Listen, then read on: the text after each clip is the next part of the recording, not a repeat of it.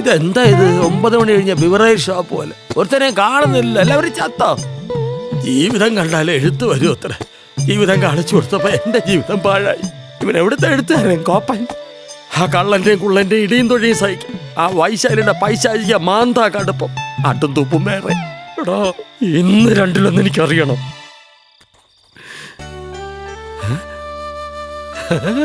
എഴുത്ത് തുടങ്ങിയോ? അപ്പൊ എന്റെ വൈശാലി ട്രീറ്റ്മെന്റ് ഏറ്റു. ഞാൻ ഈ ത്യാഗം സഹിച്ചതേ അളിയൊരു കഥാബീജം കിട്ടാൻ വേണ്ടിയാ. എഴുതിക്കോ, നല്ല മൂഡിൽ എഴുതിക്കോ. ഞാൻ ശല്യപ്പെടുത്തുന്നില്ല. ഇന്റർവെൽ ആവുമ്പോ എന്നെ വിളിച്ചേക്കണേ. കൊട്ടൻ ചുക്കാതി എണ്ണ തടവിയിട്ട് ചേട്ടത്തെ കൊണ്ട് ചൂട് കുടിപ്പിക്കട്ടെ. അയ്യോ. പ്രിയപ്പെട്ട ഗോപാലേട്ടൻ, എനിക്കിവിടെ ഇരുന്ന് നാടകം എഴുതാൻ പറ്റുമെന്ന് തോന്നുന്നില്ല. ആശാൻ പറയാറുള്ളത് പോലെ മനസ്സിലൊരു വിലങ്ങ്, അക്ഷരങ്ങളൊക്കെ എന്നെ നോക്കി കൊഞ്ഞനം കുത്തുന്നത് പോലെ. ഈ മടുപ്പിൽ നിന്നും എനിക്ക് രക്ഷപ്പെടണം.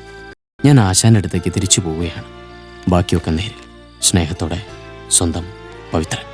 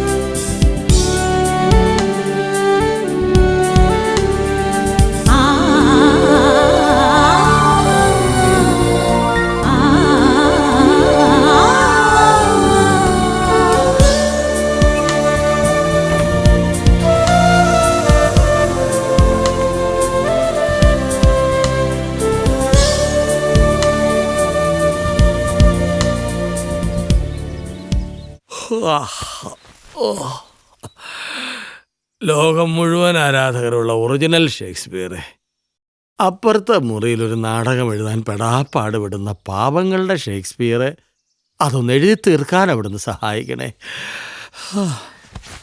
ഭഗവതി.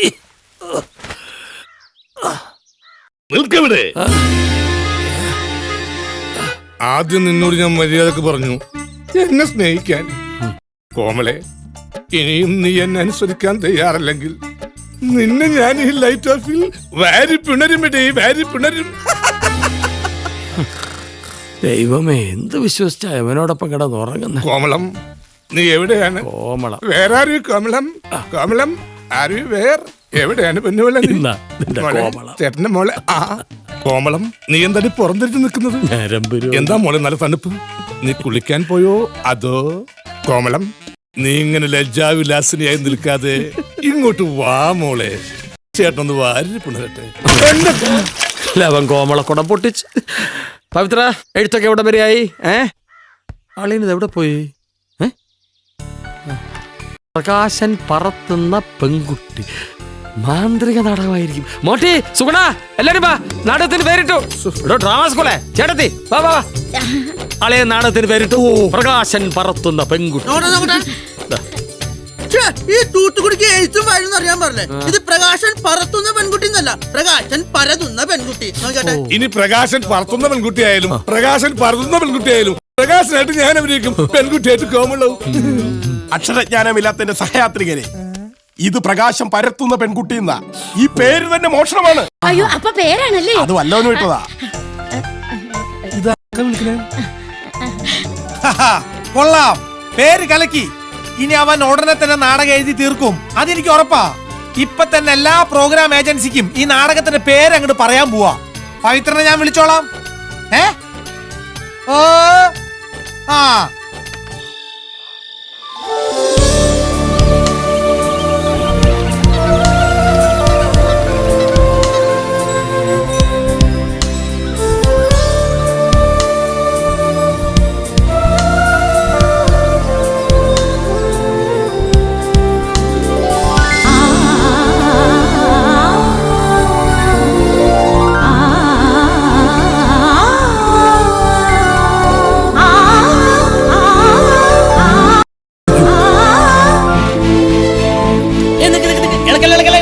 കല്ലിളക്കല്ലേ. ഇതിളക്കിയ പിന്നെ ഈ പാടം മൊത്തം രണ്ടാമത് ഉളക്കേണ്ടി വരും. പിന്നെ വഴക്കായി, വയ്യാവേലിയായി, കത്തിക്കുത്തായി, ഹർത്താലായി. എന്തിനാ കുട്ടി വെറുതെ സാമൂഹ്യ പ്രശ്നങ്ങൾ ഉണ്ടാക്കണേ? അയ്യോ സോറി കേട്ടോ. ഏ സാറി പാട് മുഴുവൻ അങ്ങ് വാങ്ങിയ വിവരം ഈ ഉള്ളൂൾ അറിഞ്ഞില്ല കേട്ടോ. വഴിന്ന് മാറും. ഒന്നേ. അപ്പൊ താനാണ് ഈ ഗ്രാമത്തിലെ പാൽക്കാരി അല്ലേ? ഏതായാലും ഒരു കുപ്പി പാല് നാളെ മുതൽ ഇവിടെ വെച്ചേ. ആ പാലൊക്കെ വെച്ചേക്കാം. പക്ഷെ ആദ്യം അഡ്വാൻസ് തരണം. അത് വേണ്ട. ഞങ്ങളുടെ നാട്ടിലെ ഒരു പാൽക്കാരി അമ്മണിയുണ്ട്. അവർക്ക് ഞാൻ ഇതുപോലൊരു അഡ്വാൻസ് കൊടുത്തതാ. എന്നിട്ട് കിട്ടിയതോ മുഴുവൻ വെള്ളം ചേർത്ത പാല്. അതുകൊണ്ട് ആദ്യം പാല് പിന്നെ കാശ്. ഇതേ നിങ്ങളുടെ അമ്മണി ചേച്ചിയുടെ വെള്ളം ചേർത്ത പാലല്ല. സൗകര്യം ഉണ്ടെങ്കിൽ വാങ്ങിച്ചാ മതി. ഇന്നലെ വാടകയ്ക്ക് താമസിക്കാൻ വന്നോര് നാളെ അങ്ങ് കാശും തരാതെ പോയാലേ വിശന്ന് കരയണ പശുക്കളോട് ഞാൻ എന്ത് സമാധാനം പറയും? ആ വാടകക്കാർ അലവലാദികൾ നമ്മളെ പറ്റിച്ചു പോയി മക്കളെന്നോ. അതുകൊണ്ട് ആദ്യം കാശ് പിന്നെ പാല്. അഡ്വാൻസ് 15 രൂപയുണ്ട്. അത് കൊള്ളാം. നേരം വെളുക്കുമ്പോ പശുക്കളെല്ലാം വിളിച്ചു വരുത്തി ഈ 15 രൂപ അതുങ്ങളുടെ കൈ കൊടുക്കാം. അവരേതെങ്കിലും ചായക്കടയിൽ പോയി പുട്ടും കടലയും വാങ്ങിച്ച് തിന്നോട്ടെ. അല്ല, അത് പശുക്കൾക്ക് ഒരു ബുദ്ധിമുട്ടാവില്ല. ആ ബുദ്ധിമുട്ടാവും. 500 രൂപ അഡ്വാൻസ് എപ്പ തരുന്നോ അപ്പ മുതൽ പാൽ റെഡി. നാഴിയൂരി പാലിന് 500 രൂപ അഡ്വാൻസ്. ഇയാളോട് തർക്കിച്ചു നിന്നാലേ ഭുവനേശ്വരി അതിന്റെ പാട്ടിന് പോവും. ഭുവനേശ്വരി അവളുടെ പാട്ടിനോ ഡാൻസിനോ പോട്ടെ, എന്റെ കാര്യം പറയും. എനിക്ക് പോയിട്ടെ കുറെ പണിയുണ്ട് മാഷേ. പിടിച്ചോ.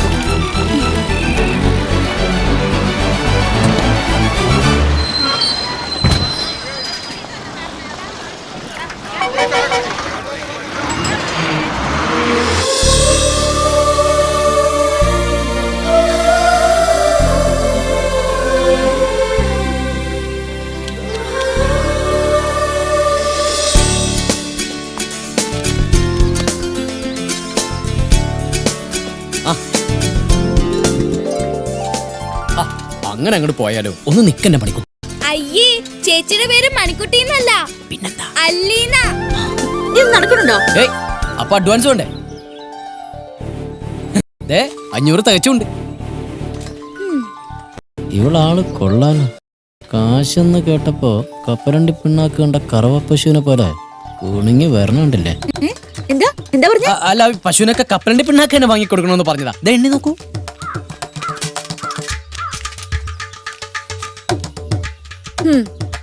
എന്റെ അല്ലി, ഈ അല്ലിയെ കൊണ്ട് ഞാൻ തോറ്റു. അല്ലല്ലി, അല്ലിയുടെ വീട് ഇതിലെ നേരെ പോയിട്ട്.